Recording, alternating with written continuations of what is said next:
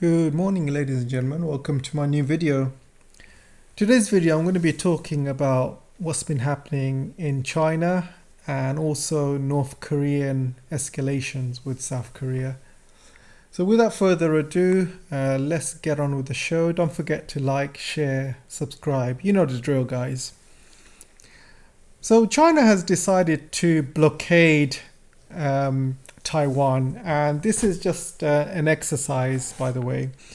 But this was being brought about because the current Prime Minister of the island of Taiwan has basically said, he came on a podium and said that China should recognize Taiwan's sovereignty and they should allow it to be independent. That's what he said in his own words. And this has really infuriated the Chinese, and they decided to do some military exercises around Taiwan.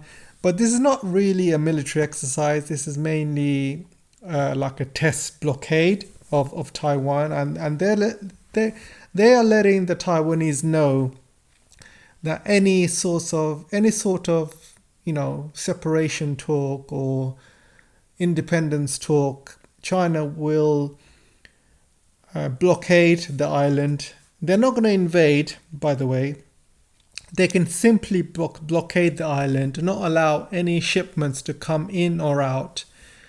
And basically, Taiwan will just collapse economically. They will have no energy. They will have no goods coming in or out, and no access to the outside world. And China will also take out military installations around the island, radars, missile systems, Patriot missiles, military jets, ports and stuff like that. So they'll take all the military assets of the island. They will blockade it, and eventually, Taiwan will have to surrender, basically. And there will be some, kind of lots of military operations inside the island to take out the leaders and stuff like that. So China will do that. This is not going to be just a blockade. There's going to be lots of other things. There's going to be hacking involved as well. They're going to be hacking the systems as well. And so China has been planning this, not for years, but for decades. So Taiwan does not have a chance, guys. There is no way. So when there's a blockade, they take out all of the military installations, planes, hardware, rockets, oil installations, oil refineries. They take out every single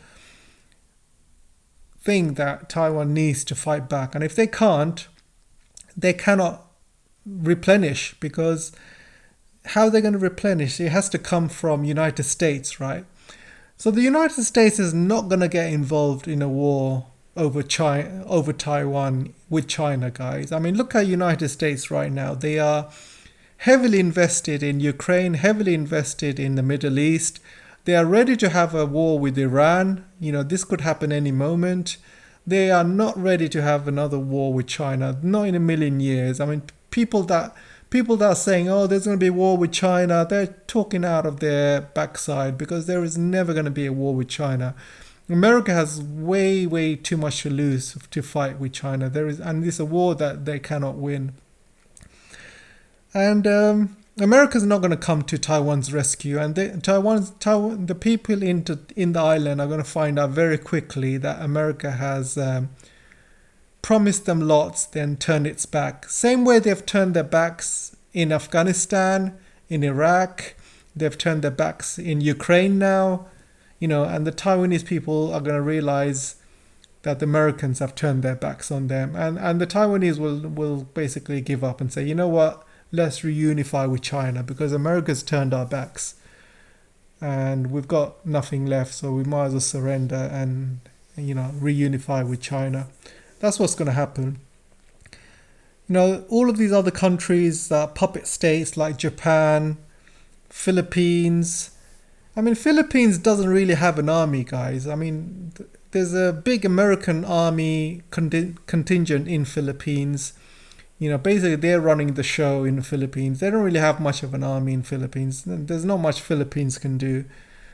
And Japan, their population is about to about to die because their birth rates is beyond imagination. Is below 1 at the moment. So Japanese are dying. The old generation is dying, and there's not enough younger generation.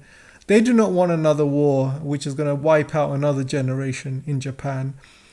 The economy is about to die in Japan as well, so they do not want another war. It would be very stupid for Japan to kind of join into another war. The only other idiots in that could join are the Australians, and I believe they could join. They could even, they could, they might send some subs or something, or they might send some ships and planes to do some silly stuff with the Chinese, but they're going to be immediately destroyed. So the only other way Americans can kind of fight back is via sanctions, same way that they've used against Russia. But that's going to fail again. That's going to boomerang and hit their own economies like the same way it did with the Russian sanctions, because China is the breadbasket of the world. Even America buys 1 trillion worth of goods from China every single year. The trade deficit, is growing every single day, because there's a huge amounts of influx that's coming from China. China also has a lot of US Treasury debts as well, and there's a lot of American companies in China as well that could easily be sanctioned. Companies like, Nvidia, Apple, Tesla. So America will have a lot more to lose if they sanction China to death. China can easily do the same. So the West has basically run out of options, really.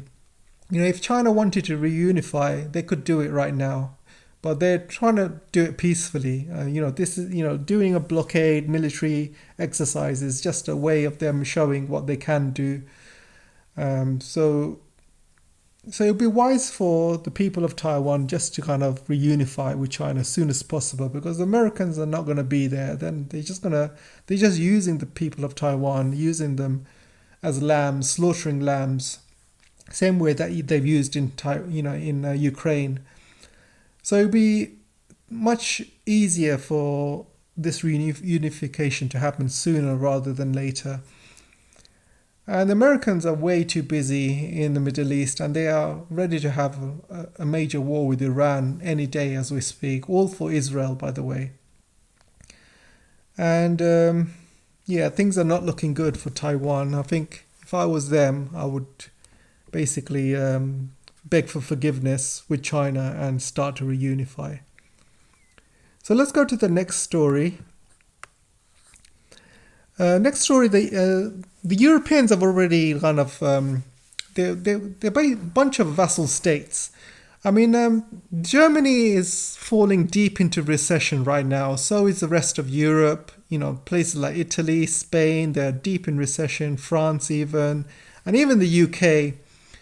And Germany has completely destroyed its economy by placing sanctions against Russia. They don't have any more cheap gas coming from Russia anymore, so their manufacturing has become very, very expensive. Lots of companies are going bankrupt, or they're even leaving the country. Same with the rest of Europe, and same with UK. So what do they decide to do? They decide to open a trade war with China with the EV cars. Basically, these orders are coming from the top, Uncle Sam, and the Germans are basically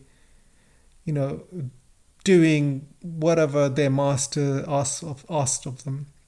This German government has got no spine, absolutely spineless. Even Merkel had a bit of a spine. At least she stood up to people like Trump and stuff like that. But this new guy, Scholz, and his 2 little assistants, Baerbock and Habeck, all of them are anti-China hawks, all of them. And they all basically doing the same thing that Uncle Sam wants. Uncle Sam wants Germans to destroy the economy. Yes, sir, whatever you say. Destroy all ties with Russia. Yes, sir. Destroy all ties with China. Yes, sir.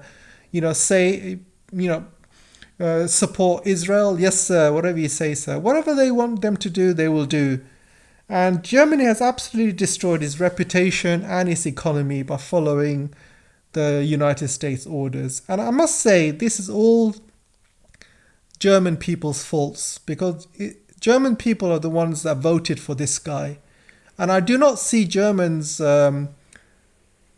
basically going out in the streets protesting to get rid of this government. They're not doing that. End of the day, they voted for this, and they are not voting for these people to get out. So, this is all their fault.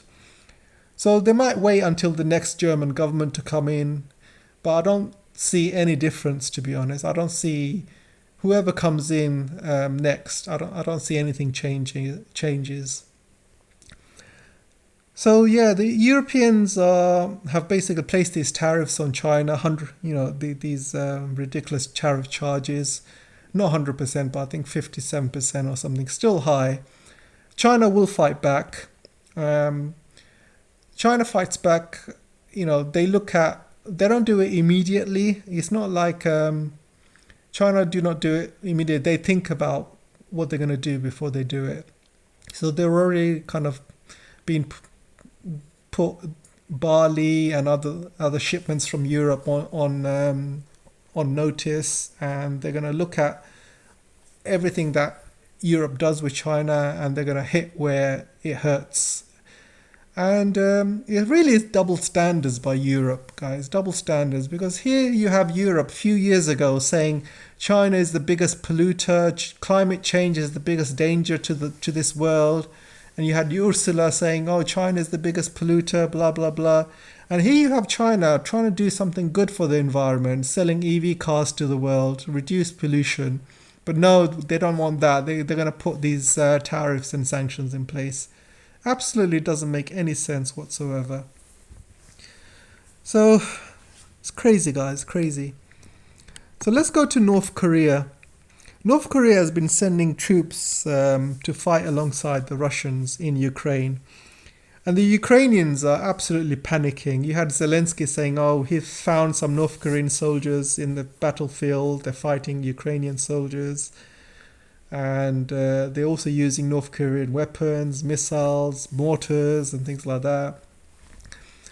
So this is really good for North Koreans, because they're getting lots of battle experience. They're getting lots of war experience. Because when you get lots of war experience, real life war experience, you get, this is good for you. This is good for not only your troops but your generals.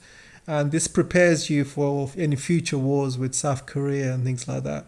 South Korea doesn't have any battle experience at the moment. They are South Korean people. I'll get into that in a bit. But South Korean people have been living a life of luxury over the past 50 years. There's a worse demographic crisis in South Korea than Japan. People are not having babies in South Korea. All the boys are feminized. All the girls are like these little dolls, princesses and stuff. South Korean culture, they've been too Americanized. There's too much wokeism in South Korea. And any war with South Korea, I can only see one winner, which is North Korea. Because they have real men over there. But South Korean men, they're mainly like girls, most of them. I mean, I've been to South Korea, lived there, guys. Most of the guys there, they're just feminized boys. They're just weaklings.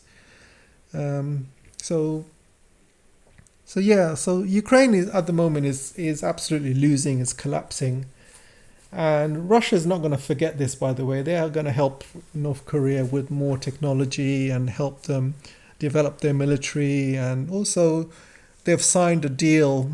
I believe there's some sort of deal they've signed, some sort of partnership.